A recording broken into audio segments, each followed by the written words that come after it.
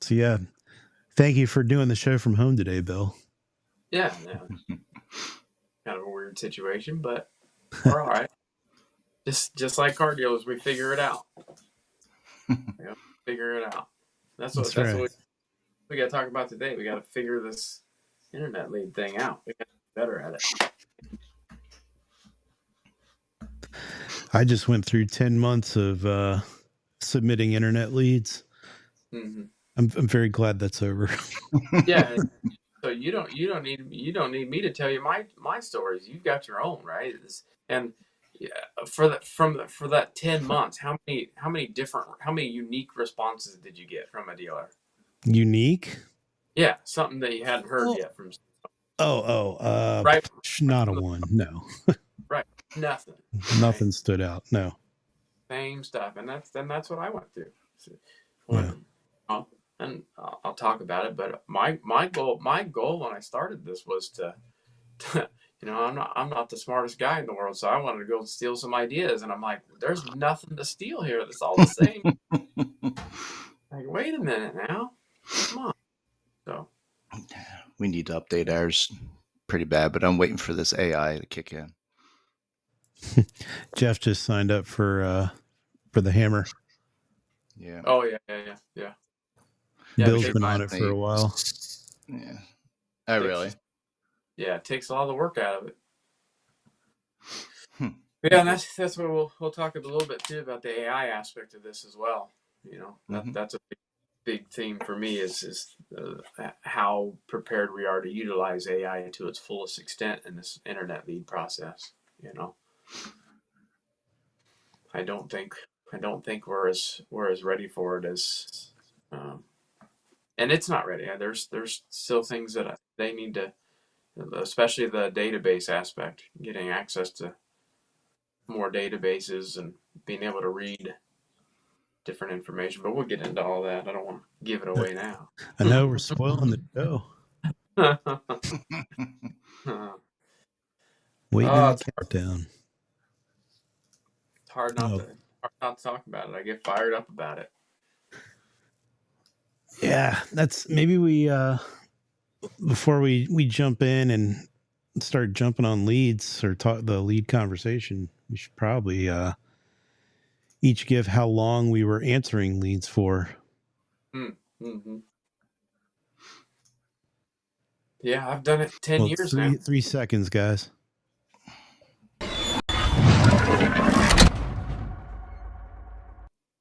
All right. Hello, everybody. That's loud. Yeah, I know. Wakes you up, that creaky door. That's what it sounds like. Singo, how you doing, bud? And Joe Pastel's here as well. Good to see you. The good guys in the car business. That's right. So, Bill, this is your first solo act with us, isn't it? That's true. You're going to have to try harder to shut me up. Well, I do have a mute button here. I can ABC or NBC you. If I get myself in trouble, use it. Okay. Censor him. Yep. So we're here to talk about leads today, and if you caught any of the intro back and forth we were having, figured we'd start this off with maybe mine and Jeff's experience answering leads, how long we had done it or still do it, and then Bill, you can have the floor to introduce yourself and all the cool stuff you're doing. I know. Sounds good. So I'm probably the most removed. I've been a vendor since 2010. So prior to that, I started answering leads at Checkered Flag Honda. It was probably in 2000, 2001, somewhere in there. And basically for me, it was like, hey, you're the young kid here. Do you know how to use a computer? Like, yeah. Do you know how to type? Yeah. And they said, well, Honda's got these thing called internet leads, and apparently we haven't answered one in a year, and they're not happy about it. So, you think you can take it over this thing and make it work? And that's Were is those really how actual my internet career leads, or started. were those faxes? Yeah, there maybe a little bit of both. But that's how I got started and did it up We would get our until internet leads via fax. yep. You put the blue paper in for those. But from there, working at dealer.com was fun because we got to see leads from 14,000 dealerships and see lead handling and everything from there, and got to see how it was done at many different places. Spoiler alert, it ain't much different anywhere.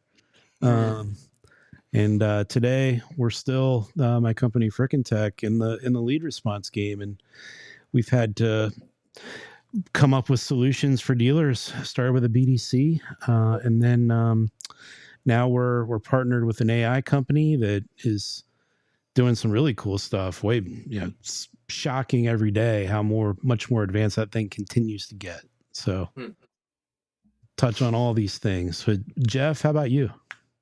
Well, my story's pretty much mirrors yours.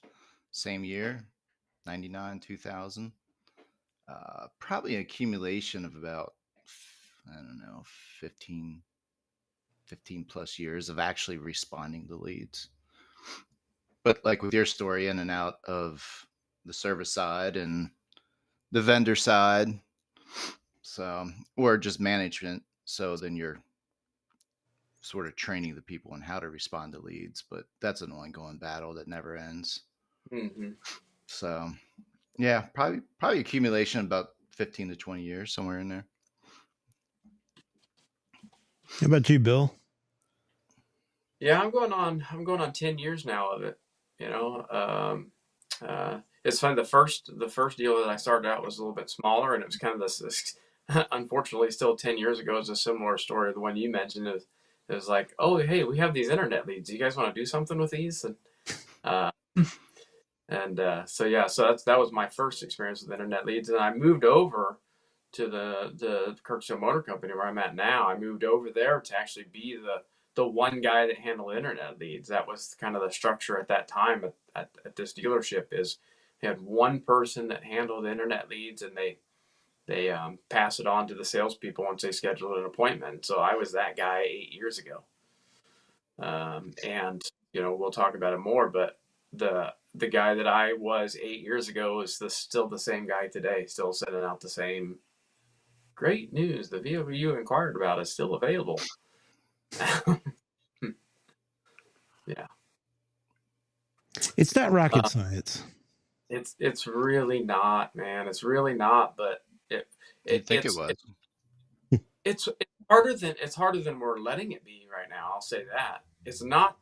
What I'm going to talk about today is it's not some sea change in how we respond to internet leads. It's just a different thought process that goes into it, and understanding what you're trying to accomplish.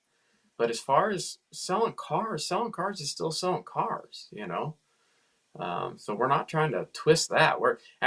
That's kind of maybe even more what we're doing with our processes is we start out trying to get people interested in the car they asked about. You know, um, but yeah. So my story. Like I said, I was the internet lead guy 8 years ago, and you guys, the first two times I did this, you asked me to kind of say who I am, what I do, and this time what I wanted to say is like, I'm the GSM at our dealership now. After 8 years, internet lead guy to GSM, became a salesperson, became sales manager, did finance, became a manager, now I'm the GSM. But really, what I am is the example of what the opportunity that the car business gives people. That's what I am. I'm the example of what the opportunity that the car business provides, because I'm average as average gets. There ain't nothing special about me. Yeah. Bullshit. Excuse me. My skill set is that I work hard. I have a high attention to detail. But as far as you know, being the smartest guy, I'm as average gets, but every opportunity I had, I took it. I was fortunate to get in a store early. The owner of Kirksville Motor Company, he only stopped me every once in a while. Every once in a while, he's got to say, whoa, whoa, whoa, whoa. But for the most part, anything that came up, the marketing guy left. I said, I'll do it. I'll figure it out. I went and figured it out, and that's the opportunity that the car business provides. So if you're a salesperson out there, a BDC rep out there, uh, my biggest thing is just keep going and looking for opportunity. The car business takes average Joes like me and gives me the opportunity to do some of the things that we've accomplished. So, and it helps them. I'm at a dealer group, Rydell, that does business the right way. They make it easy because you don't have to come up with tricks and to get people going. So, but then this year, what we're doing today, just going for it and getting after it and learning more about the business gives me the opportunity to talk to you guys. It's given me things, actually getting engaged and involved with you guys on the forums and discussing instead of being a lurker. If you're a lurker on the dealer refresh forum, stop it. Start. There's a lot of those. Yeah, stop lurking, man. There's so much opportunity there if you get in there and start engaging and that's where I started. What we said like 5 years ago, I think it was. Mm-hmm. And now, Alex, I've got your tool in my dealership helping me pull leads from the service department. I've had the opportunity to get to know Joe Pastel. I text Joe. Me and Joe text like every other day now. Joe's the former head of marketplace at cars.com. He's got his new thing going right now. He's helping us merchandise better.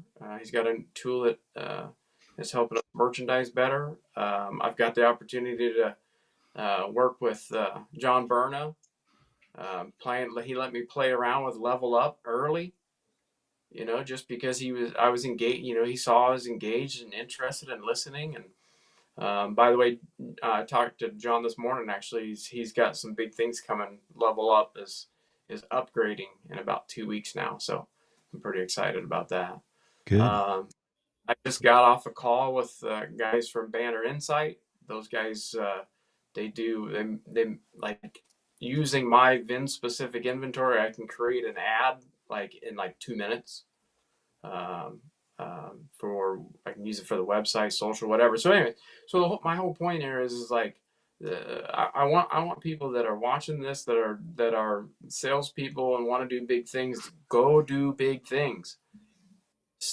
Don't wait for somebody to give you permission to do anything. Nobody ever gave me permission to do anything. I just said I'll do that. So yeah, it's a conversation I have with my son quite frequently. Yeah. Better to ask for forgiveness than permission, eh? Yeah.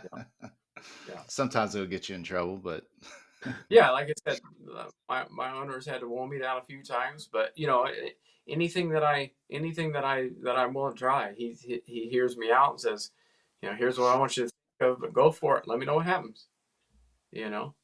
So that's great. It's good to work with good people like that. Right, and like I said, Dealer Free Refresh is great, but without him, I definitely would not be here. So, well, one thing I got to call you out on: you're not average. There's one big thing about you not being average. You care too much. Yeah. And it's because of that caring that you jump in and help others out, figure things out. There's good reason why you're sitting in that GSM seat now. Well, and that's kind of why I'm here today talking about this, because I'm a dealer. I'm competitive. I don't want to necessarily be, and I'm not going to give you the full secret sauce today. You just, I just want to challenge some people to be better. That's why I'm here today, is because of the good fortune I've had, and I want to kind of add something of value to the people that listen to your podcast. I think it's a value. They'll get to determine that, but So I kind of look at it as like I'm giving something back too for all the good things that have happened to me. Well, let's dive in and talk about some leads and how well they're handled. Do we start with not very well? I think we all know that. And Right, right. and I also can't imagine that anyone who is doing a good job wouldn't like to hear some tips too. And so this is for everybody, for sure. Yeah, yeah. But I mentioned it in my LinkedIn post I shared on this. The biggest thing is yeah. Well, Alex, you mentioned it before we got on, right? You sent a bunch of leads since this, January. yeah, and there's no unique responses. Everybody's sending the same thing.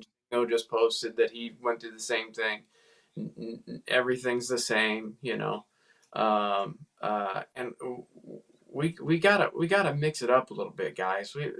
If we're not careful, if you're a BDC rep right now and you're just following the standard issue process, AI is going to replace you, man. I hate to say that, but dealers are going to want to save some money. If they think AI can save them some money and still conduct business, I think they're going to do it unless we prove that we can do it better.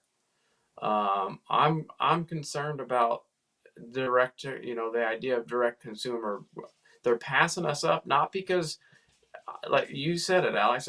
They're not passing us up because it's buying a car through the OEM is going to be so much better.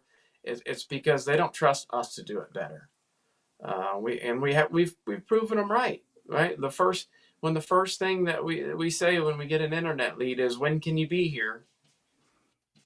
We're just proving them right. And I can tell you that of all the responses, all the internet leads that I've sent dealers over the last several years, I went through a big run of it several years ago to try to cull some things, and then I did it again at the start of this year, and I'm like, it's the same stuff, it's the same thing. How is this possible? You Let's let's call out some of the things that are being done today. And I'll start real quick and just say, since January, and it's November 8th now. So for 10 months for sure, I was probably submitting at least 3 leads a week to dealers nationwide. And I was looking for a specific type of vehicle for myself. And I always asked the same thing in the comments. And I always did the same thing, whether I was submitting a lead through Auto Trader, Cars, or the dealer's website, which were the 3 primary places I did it from. And where available, I would always say email over calls. And in the comments, I would always say, please send me pictures of the undercarriage. And I had it typed out. I would just copy and paste. And I sent it to everybody. So what I wanted to see was rust on the bottom of the car. And because nobody takes pictures of the bottom of the car. So you have no idea. But but I had the same response every single time. And 80% of the time, the dealer called me. That was very annoying. I never wanted a phone call, and I intentionally went out of my way to say, don't call. Right. If they made me put a phone number in. And not a single dealer ever paid attention to the comments. Not a one. Nope. Absolutely. Yeah. I always, because I always ask for text, because that's really what the customer wants. So I want to see how dealers respond with the text. And again, I've sent to dealers large and small, large dealer groups, small stores, whatever. I literally put in the notes, text me, phone rings. Like, come on, you know. And then again, the phone calls are always the same. The voicemail is always the same. Some version of the same voicemail. Yep. If they do text, the text is always some version of, what information can I get for you today? How can I help you? And it's the same template, right? Great news. X vehicle is available at the moment. And then followed by whatever their standard, what information can I get for you? or the worst one. The worst one. When can you be here? Right? Like they started the conversation with you online because they don't want to come there yet. Like, how do we not understand this still 10 years later? Right? Um, and uh, lost my train of thought there, but Well, um, I think that's because out of, let's just, I don't know what the number would be, but let's say 2 or 3 out of 10 will come in and they see yeah, those results. They right, don't see the results of someone not coming in because it never right, came in. But if right. they've got, they responded to 10 different leads and 2 people physically came in because of that type of response, they We did it. automatically think, "Oh, we did it. This is how we should continue to do it." Right. Right. Well, and and I've had people come from other stores to our dealership, and I ask them, about their experience with internet leads. It's one of the first things I ask them what their experience is with other. Well, the first thing I ask them is what their experience was buying a car ever in the past. I want to know what that was like. Then I want to talk to them about how they handled internet leads, and they always say we call first, and I said, okay, if you call 10 people, how many answer the phone? If you're lucky, two or three. I'm like, and they tell you to keep doing that? This ain't baseball. 300 ain't good. 30% is not a good average. I just don't understand that. And again, I was gonna say the the thing that I can tell you is that I have people tell I think our internet lead process is pretty good. I can tell you based on the first response that a dealership sends what their conversion rate is. The very first response, whether they're good at internet leads or not from the very first response. I don't need to see your data that you've manipulated, that where you've marked out all the bad leads. Oh, they didn't answer my phone call, so it was a bad lead. Right. Okay. I don't need to see your data. All I need to see is that first contact attempt. And like you said, if I put on there, text me, email me, and they call, your internet lead process is not good. I don't care what your data shows you. Um, if you don't answer my question in the lead, your internet lead process is not good. If you just ask me what information can I get for you or ask me to come to the dealership, your internet lead process is not good. You can show me the data, whatever data you want, it's not good. And unfortunately, that's how everybody does it. So across the board, we're not good at this, and we got to get better at it. We just got to get better at it. Alex, when you were shopping, did you receive any text messages Yes. as the first correspondence? In fact, those were my favorite ones, and those were the dealers that also eventually sent me a photo. Uh, Mm-hmm. Most of the ones who called didn't follow through after that, and this was especially true at franchise stores. They were probably the worst to get information from. The independents were a lot better. Do you think that's Crazy because that, of huh? technology? Um, Because I you're really, independent. Well, your franchise dealerships definitely have more of a marketing budget towards those type of items. So they've got a process down that has been, I guess, sort of formed around the technology that they have at the mm, dealership, whether it's a CRM, being able to choose a quick template, that makes it a lot easier. They can check the box and say, I responded. Um, yeah, to I your wonder point, about that. Jeff.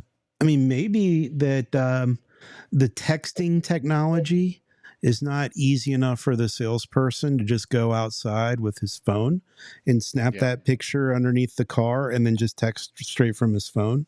I could see Yep. that. Like if you're Vin Solutions or something and you got to do something from a desktop, you can't do it from your phone so easily. Um, Yep. I mean, maybe Yeah, Vin Solutions has gotten better. I haven't looked at it in a while from the texting angle, but yeah, that used to and be the that's Well, case. You could only text from the either way, desktop. it's yeah. Either way, it's not going to be as easy as just using your phone. But Yeah. yeah, And then there are there's all those there's opt-ins. I did legalities get around those. that and Yeah. opt in. Yep. Yeah. Yeah. Yeah. The yeah, independents didn't care about any of that. It was Exactly. straight off their phone. Yeah. yeah. Yep. And that's why I'm saying the technology within your Mm, franchise dealerships sort of holds you to that gun. Mhm. But I've sent mm, leads to franchise. I won't say the name, but they're involved in racing. I don't know if that helps you, but I never got a response. I never even got a response to a large group franchise. never got a response, right? Um, that one's probably the worst, but I also don't like getting when I send in a lead and I get a 3-page email within 3 seconds. The template, like come on, and tell you a story. So, kind of how all this started is this is probably 3 or 4 years ago. We're talking about 10% averages being good on internet leads. And I can't accept 10%. I just can't. So I'm like, it's the industry average. I get it, whatever, but I'm not interested in the industry average. So I got our team together and I said, what can we do to get better at internet leads? And what's funny is what we came up with is kind of the beginning, the birth of what we do now, which is we wanted to send something engaging, really engaging to the customer, not the what information I get for you today. And so we came up with these what we felt like this really engaging response that we could send to customers. And after we came up with it, we're like, well, wait a minute, this would be a great text message, but I don't know that this what we're trying to do fits phone calls very well.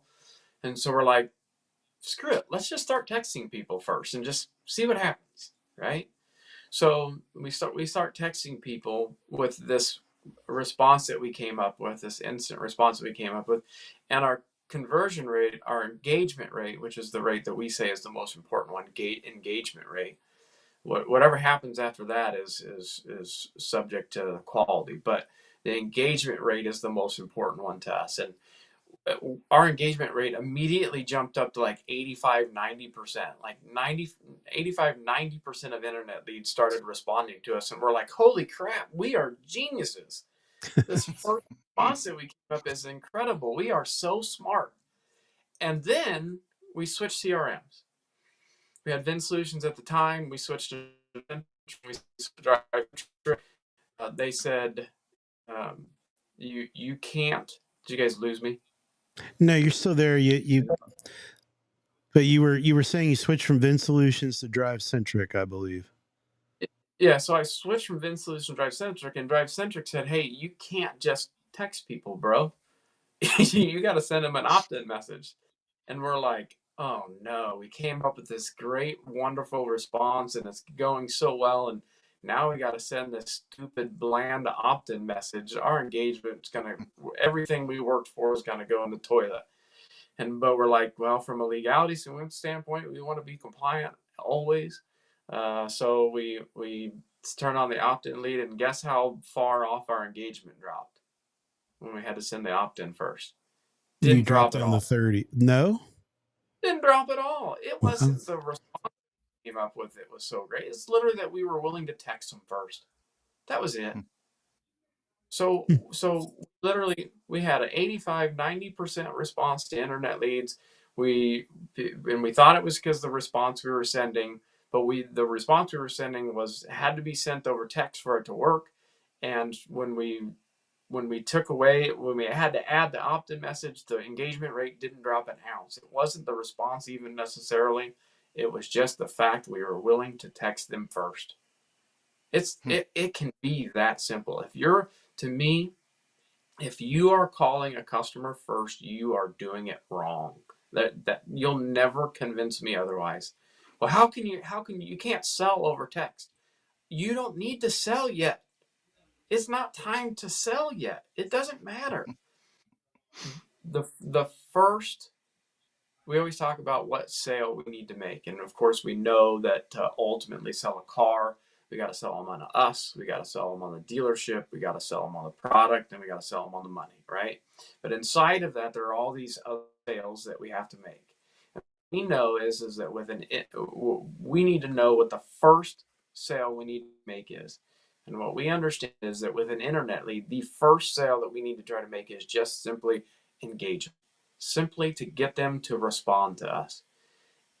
If 85% of people opt into your text message, you already have a better shot just because of that engagement rate than you do with the 2 or 3 people that answer the phone call out of 10. You can't convince me otherwise. And so that was the first piece that we discovered is that if we just text them first, we're going to convert more leads, and we were right. It's worked, and we've developed and we've grown and expanded that throughout the years.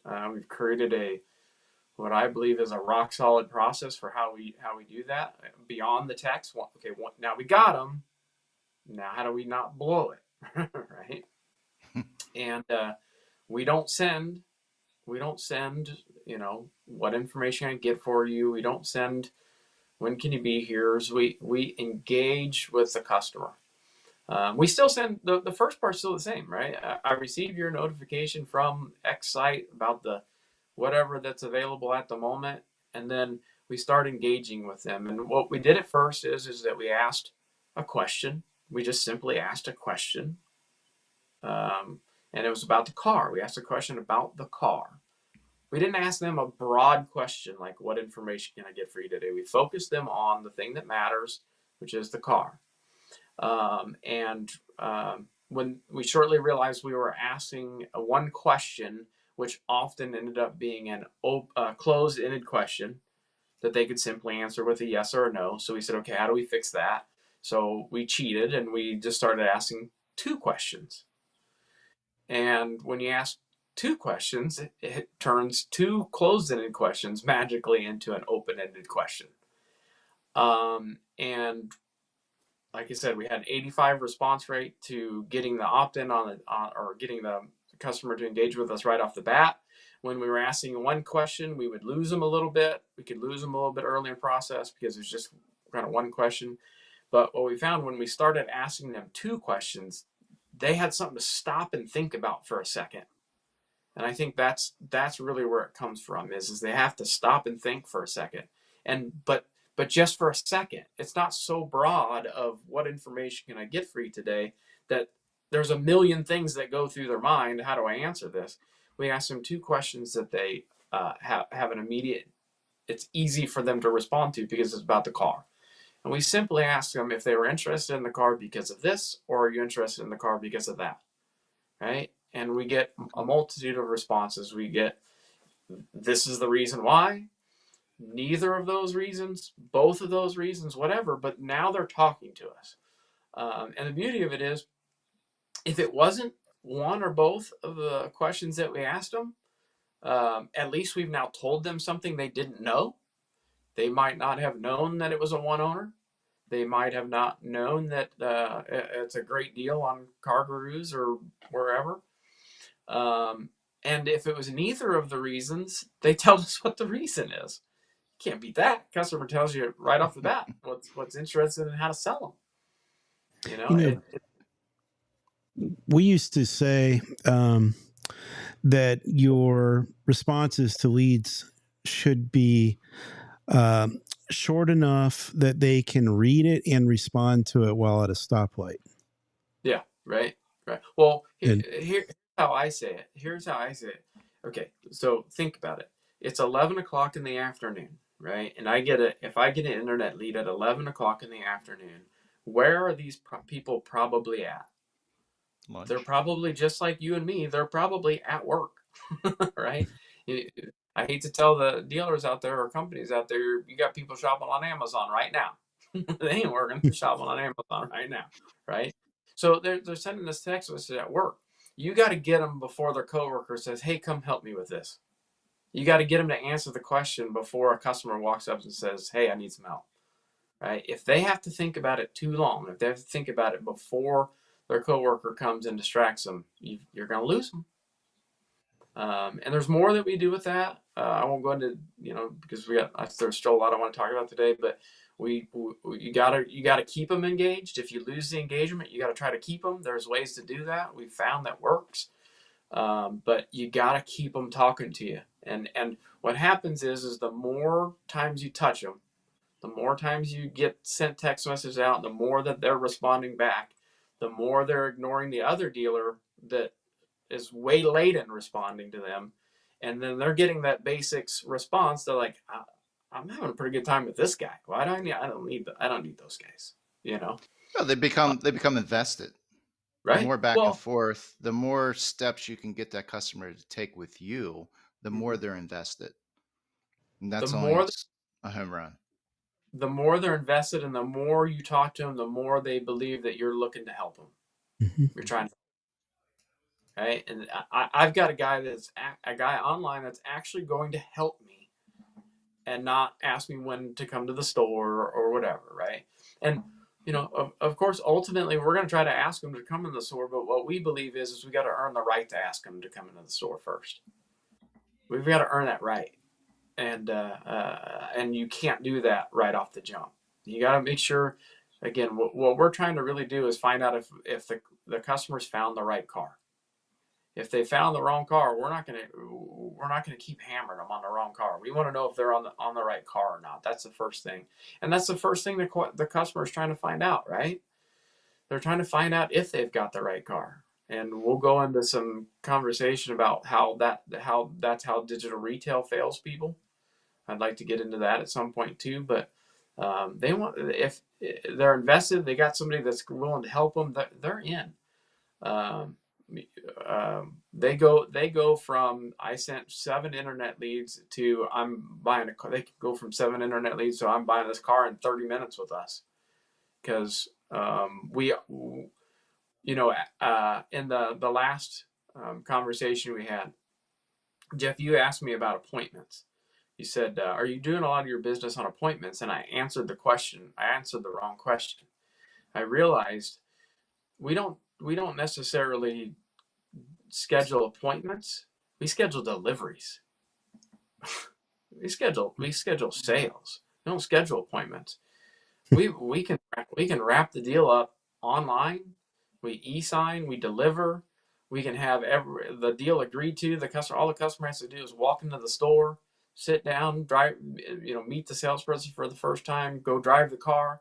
Come back. Okay, sounds good. So we don't schedule appointments. We schedule deliveries and sales. And text message is probably the most effective way of doing that. Yeah. And so that's the next piece is, and I talked with Joe a lot about this yesterday, as I believe it was. We've tried several iterations of a digital retail tool in the past without much success. I know people, any dealer out there would probably tell you that they're not having a lot of success with it. So in some ways, I've said digital retail is not ready yet, or it doesn't. I'm not ready to say it doesn't work, but people have said it's not ready yet. And Joe, in one of our calls, talked about how it needs to be more of a concierge service for it to really work. If it's just a tool for the customer to engage with, it's probably not going to work because how do they know on a digital retail tool that they've got the right car? They don't know what trim levels are. So how do they know they've got the right car or not? Mm-hmm. Yeah, I've got a fresh salesperson, been here 3 months. And he's like, how do these people not know what a trim level is? And he's like, wait a minute, I didn't know what a trim level was 3 months ago. What am I talking about? Yeah. So They're confusing. yeah, right. They don't know. And I mean, then especially if you're looking across more than one brand. right, yeah, One in one brand, a trim level can be like 2 features. That's it. yeah, It right, changes everything. And another one, it can be 50. yeah. From a It's like, L how do you? L Highlander to an LE Highlander is like two features. Yeah. But then the next piece, okay, so we got the right car. They wouldn't have probably contacted us if they didn't think the price was fair to begin with. So price is already in some way answered. Of course, not 100%, but so then the next piece is okay. What's my trade worth? Okay, so they run a payment or a trade tool, right? Are they sure they did? Are they sure they did it right? Are they sure they got the right trim level? They don't know trim levels on the new one. Do they know the trim level of their car? Dealers out there, you guys know that. You could ask the customer, "What's the trim level on your trade?" I don't know. So how are they They supposed don't to even know use what engine's in their vehicle.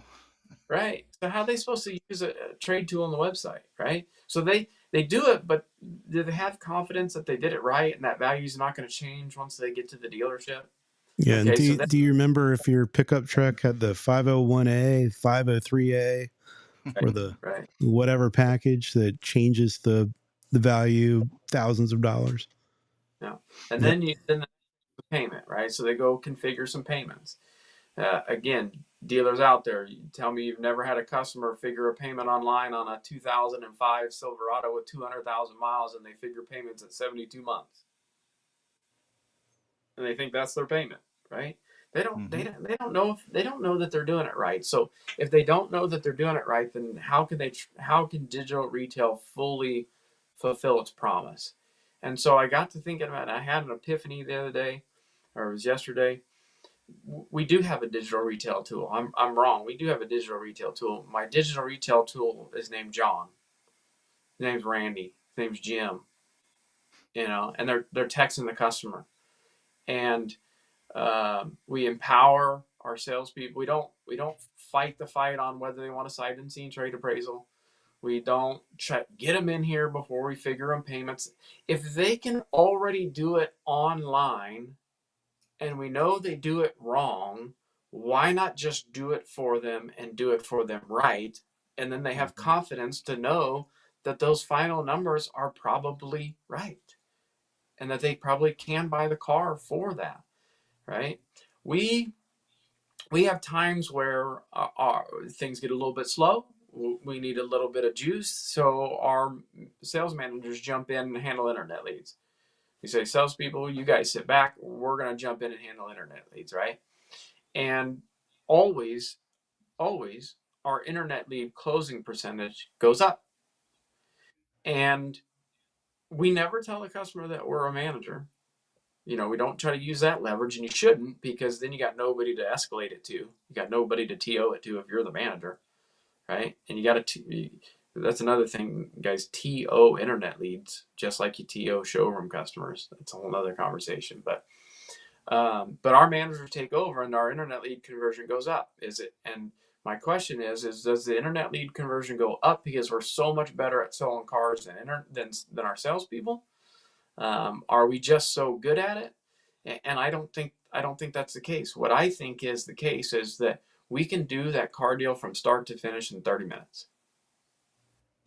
We can make sure the customer is on the right car. We can close the price discussion.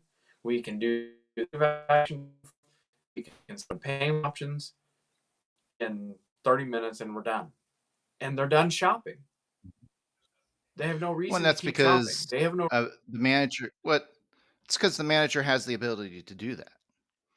right. So let's if we're saying that digital retail needs a concierge, why not just text message and be the concierge over text?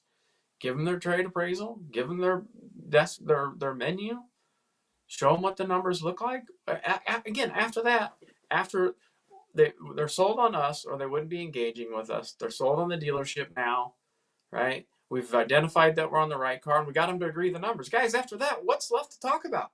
There's nothing left to talk about anymore. It's over. They're done, and they're excited.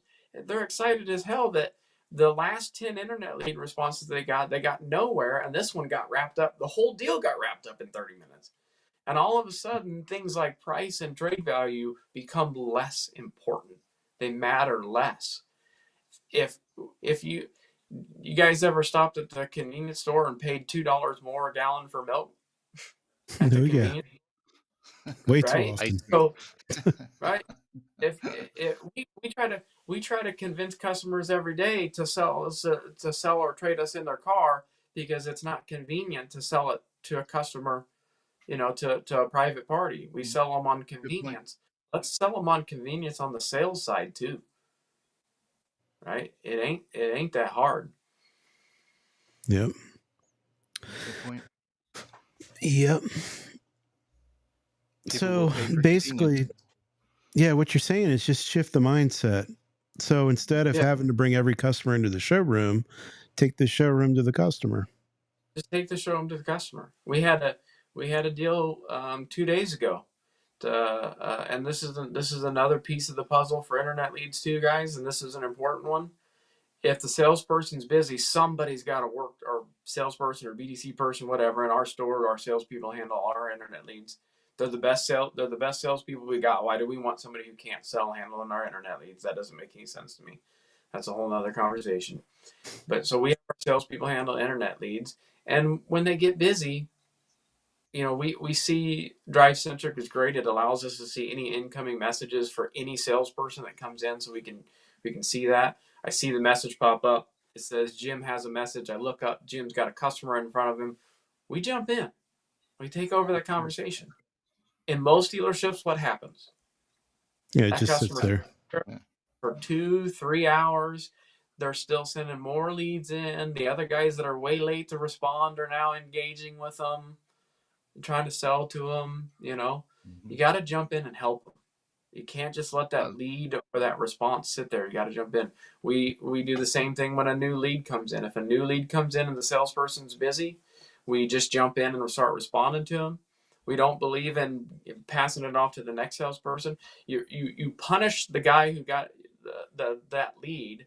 You're punishing him for having a customer in front of him by reassigning the lead. You're punishing a guy for trying to sell a car. So instead, we just jump in. At our store, our managers, they jump in, they handle the internet lead. But like you said, that mindset of is we have to make the online experience as close to the dealership experience as possible. The joke that I make is if we had a customer on the showroom floor and he said, "What is my trade worth?" If they were on the showroom floor, would we sit there and stare at them for 30 minutes? maybe. What would happen? He'd get up and leave if we just sat there and did nothing. So why do we Yep. let this happen online? We can't let this happen online. It's no different. Um, Well, you were and bringing up a car dealership guy. His most recent email was focused on consumers who had answered a poll of his. It was nearly 80% wanted a direct to consumer from the manufacturer experience when they buy a car. And this is why. It's mm-hmm, because the customer time is not appreciated enough. mm-hmm, You right. know, and I'll say that isn't exclusive to the sales floor. The service Mm-hmm, department absolutely plays a role in this too. mm-hmm, But yeah, I can tell you as a customer, it's the most infuriating thing is how little care there is for my time. mm-hmm. It's like the whole attitude is, no, you're on my time. I'm the dealer. Right. You got to play to my bells and whistles now. And And it's the whole thing is yeah. like, in what other world does this exist? In what other business does this exist and is considered acceptable? Where else, if you jumped on a chat support for some, I don't know, whatever product you've most recently bought, if you jump onto support and they message you a couple times and then they just stop responding, is that acceptable? No, it's not acceptable anywhere else. But in the car business, for some reason, we let it go on. We think it's okay. We got to stop accepting that, and that's why I'm on here today. You talked about the direct to consumer thing, guys. If we got to get better at this, or that's where it's going to go, whether you like it or not. That's where it's going to go, and until we get better at this, it's going to keep. I don't think we're there tomorrow, but it's a slippery slope if we don't get going. You know The what the other thing, worst thing that could happen to us as an industry in that regard? We have another economic event that sets us back again. I mean, in 2019, we were doing pretty well. I hate to say any dealer principal is going to hear me talk right now. They're going to either say, yes, I totally agree with you, or they're going to say, oh my God, you're a complete jerk for saying it. But the lower profit levels that we had prior to COVID was a good thing for our industry. It was forcing us to be innovative. The higher profit levels that came over the last couple of years put Made us us lazy. back a decade or two. mm-hmm. Yeah, and that's We're still probably a part struggling. of why Yep. probably part of the reason we're still responding to internet leads the same way. We didn't have to get better the last 5 years. Right. Nope. And our Dan, my owner of my store, he pointed that out the other day. I still sometimes have it in my mind that COVID was 2-3 years ago. We're like 4 or 5 years removed now. Not 5 years yet, but I mean we're yeah Almost. we're close to 5 years I removed don't from know. this. I go out in Vermont. I think there's some people who still think it's 20. It's April of 2020 right now. It's A lot of Vermont. mask wearers out there. Vermont. Yeah. The other thing I want to talk about today too, and I'm going to challenge somebody out there who's doing AI. I'm going to challenge somebody out there to do this because I don't think anybody's going to do it. I'm going to challenge them. You call me. It ain't going to be easy, but it can be done, and nobody's going to do it because we're not asking them to. As dealers, we're not asking them to do it any better. What's going to happen with AI is we're going to think that AI is somehow going to solve all of our problems. Well, all AI will do is input equals output. We're going to take our crappy internet lead process, give it to AI, and let AI keep trying to do our crappy internet lead process. Right? You got to put the inputs in, right? You got to tell the AI what to say to to follow the process. And so what's going to happen when we start using AI? We're going to start using AI, and I have two theories. It could go either way. I at first thought that we're going to take our crappy internet lead process, we're going to give it to the AI and say, hey, AI, keep using our crappy internet lead process. And closing percentages are going to go down. But dealers aren't going to care if it drops off 1-2% if they get rid of an entire BDC department. So if conversion goes down a little bit, it's not going to matter that much maybe to a dealer if they can just get rid of 10 people. And that's the last thing we want, obviously. I talked to Drew Ament the other day, and he made the counterpoint, and he may be right on this too. It may actually go up even with the same crappy process, because at least the AI is going to follow the process. At least when the internet lead comes in, somebody's going to respond to it, right? And fast. Yeah. And at least when the customer sends in the internet lead, and the AI sends the same crappy question, if the customer does respond, AI is going to instantly respond to them. So it may go, Drew may be right, it may actually go up a little bit because it's just actually following the process. But that's still not better. That still doesn't help our industry. That still doesn't fix our industry-wide problem of handling internet leads. So the next step is as I say, nobody really has an incentive to build what we do. In my opinion, nobody has an incentive to build what we do, because dealers are going to be they're going to be okay with either side of that equation. If it drops off 1 or 2% using the same crappy process, who cares? Great, it went up 1 or 2% because they're actually following the process, right? So there's no need to improve it and change. But we can make this internet lead process better, and it starts with understanding that getting the customer engaged is the most important thing. How do we engage them? How do we keep them engaged? I mentioned earlier the keep them engaged aspect. If we send the opt-in, they opt in. We send them the 2 engagement questions. Sometimes they don't answer immediately. We wait about 15 minutes and we send them some other engagement response. And guess what happens? Bam, they're back in, right? That's because what happened is they got distracted by something for a minute. And if we don't hit them again, they're gone. We're going to try to hit them again 4 hours later, and they're going to already be talking to somebody else. So after 15 minutes, we just hit them with another engagement question, another third unique thing about the car, something unique about our dealership, whatever. Hey, did you know that we have this, right? And bam, they're back in. But the 2 engagement questions require access to other databases. It requires access to the vehicle history report.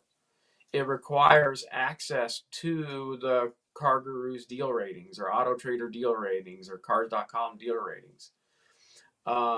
It requires knowing whether this blue color is a unique blue color or not, right? Because that's one of the things we'll hit them with is that blue, matte finish blue color, bright blue that caught your attention. If we just tell it blue's important, it's going to send to every customer. Is it because it's blue? It's just regular old blue. It don't know any better, right? One owner Carfax. Hey AI, a one owner Carfax is great. Okay, so the customer sends in a lead on a 1-year-old car with 10,000 miles on it, and AI says, "Great news, that car is a one owner." Stunning. Of course, right? And so it's going to require access to other databases, and it's going to require somebody to build that. And I don't think there's an incentive to build it.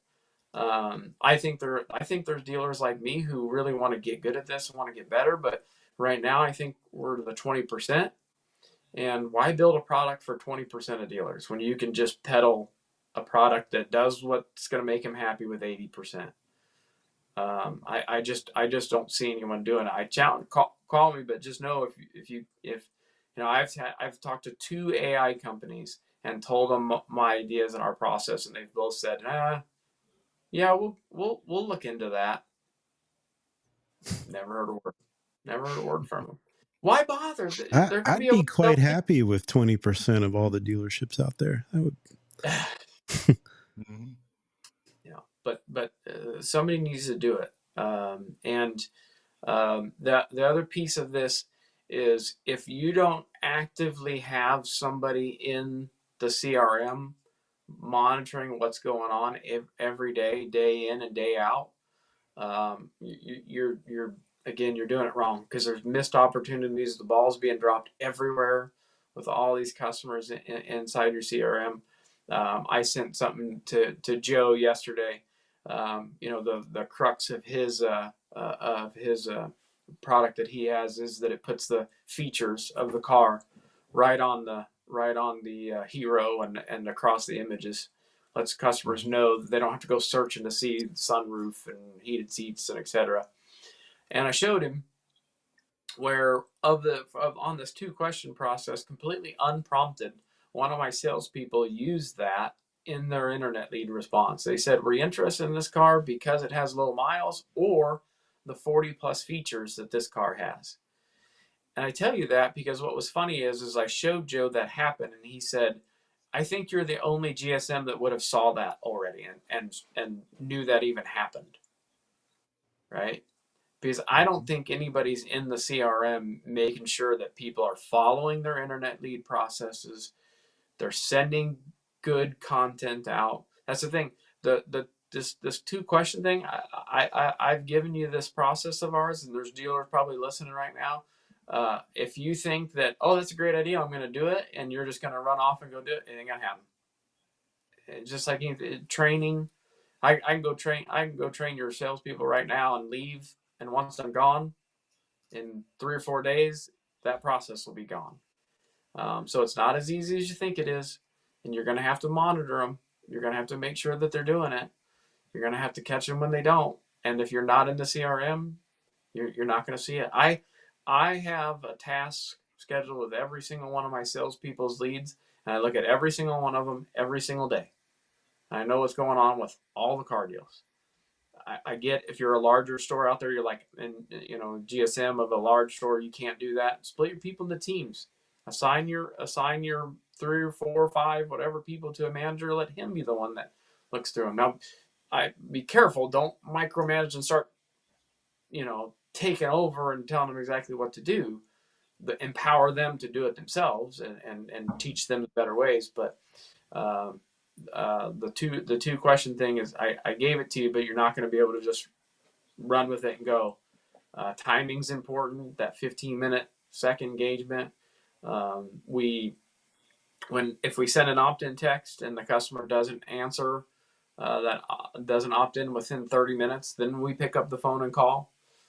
You got to make sure that people are doing that, and that works really well because we send a text message. We show the customer that we're willing to text them, and if they don't respond, then we call them. And in the voicemail, we say, if you prefer text, just opt into the text message that we sent you. And guess what happens? We hang up the phone, they opt in. That's And gold right there. Yeah. And it's because they know they had a chance to just text us, and they think, oh crap, I might have blown it. I better hurry up and text them. And bam, we've got them.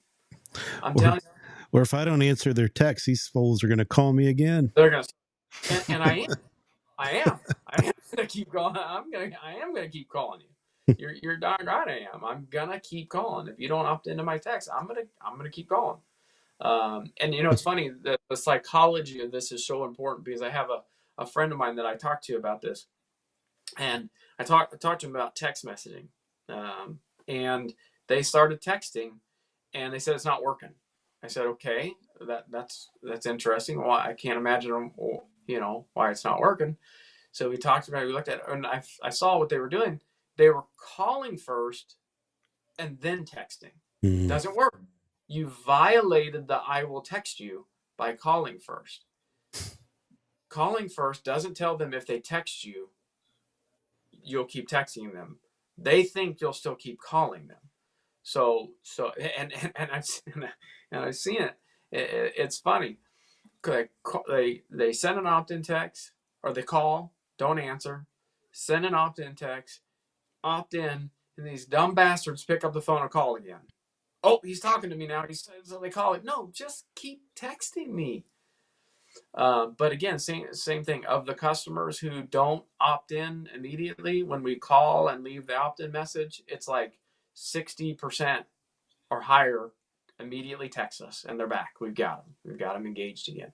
Well, Um, look, you've dropped some pretty big bombs here, Bill, and it's been over the course of an hour. So let me see if I can tie some of these together, and we put a bow on things here for people, make it a little more obvious. So, biggest one for me that you said was engagement rate is king, and when you talk about an 80+% engagement rate, that's insane.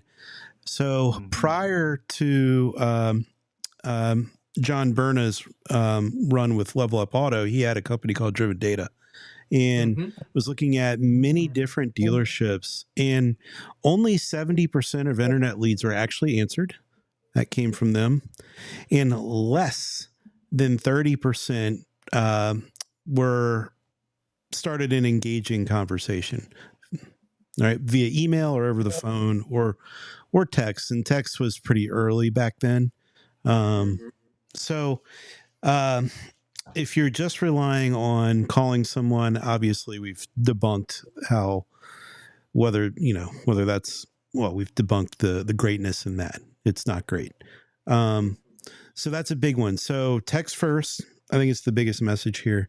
Text with something that they can quickly respond to. They don't have to put a lot of thought into. Um, and what you're talking about, what you've discovered, is you send them two questions. One that can be more yes or no. The second one can be yes or no as well as a response, but it just gives them pause and makes them think a little bit, gets back to you. And if they're not getting back to you, hit them up 15 minutes later. Don't wait hours. mm-hmm. No, don't late. Too late. How many cars? Like I said, I can get a customer to do a deal start to finish to agreement in 30 minutes. So that means if you wait 4 hours, that customer could have bought 8 cars That's a good way to put it. in that time. And there's I can't remember the guy's name. He does some sales stuff, some sales videos too. He's got blonde hair, slick back blonde hair. I can't think of his name. But he kind of talks about something similar to this. He talks about features. Be careful about talking about features. The customer's not really necessarily worried about features that early right off the bat. So we don't talk about features except on maybe new cars where it's an additional feature. Um, um, it's unique things about the car. That's why they inquired about that car. There's 250 Equinoxes within 100 miles of me. Why did they ask about my Equinox? There's a reason. Go find those reasons. What low miles, great deal, one owner. Would you say that you don't want to ask them flat out, hey, what did you find interesting about this car? You got Too to work. broad. Yeah, you got to work into it. Mm-hmm. Yeah. Yep. You got to ask narrow questions that they can answer. And I truly believe the psychology of it is important. They can't help but answer. It's like instant answer because that's brain work. Somebody asks me a question, I have the answer, I answer it. Right. True. Right. And so they have the answer to the question, so they have no reason not to. They don't even realize they've started texting you yet. You know, halfway through the response, they're like, "Wait a minute, I'm supposed to ignore this guy. I forgot. Yeah, our job is to ignore him for, you know." But it's too late. They're already talking to you. They're engaging with you. Yep. Very true. Somebody asked me. I've had a couple people ask me, what's your conversion rate? What's the data say your conversion rate is?" I don't I don't need that. I don't need that. If we engage the customer and we started talking to the customer, we did what we need to do on that internet lead. There's a lot of things that can prevent you from selling an internet lead. They find out that the car's been in a salvage that they didn't know it. You know, so that's why to me the conversion rates aren't necessarily important. I call a successful internet lead. Did we engage with them? Did we answer all their questions? If we've done that, we've probably converted well. What happens after that? There's a lot of variables involved, but if we engage them and we answer their questions, we've done our job from purely an internet lead aspect. The selling starts happening after that, right? Well, I think that's solid advice to end on right there. For sure. So, Bill, if anyone had any follow-up questions for you, is the Dealer Refresh forum the best place to get you? Yeah, hit me up on Dealer Refresh on LinkedIn. You know, I'm pretty active on LinkedIn as well. But yeah, hit me up on Dealer Refresh, but don't just message me. Go post something. Go reply to something. Stop. There we go. I like the sound of that. Yep. Cool. Well, Bill, thank you for your time. Yes, thanks, Bill. Yeah. Definitely Golden appreciate messages. Yep. Yep. Right. We'll see everyone next week with the very exciting topic of compliance. Oh, fun. Yep. This is an important one. All right. See ya.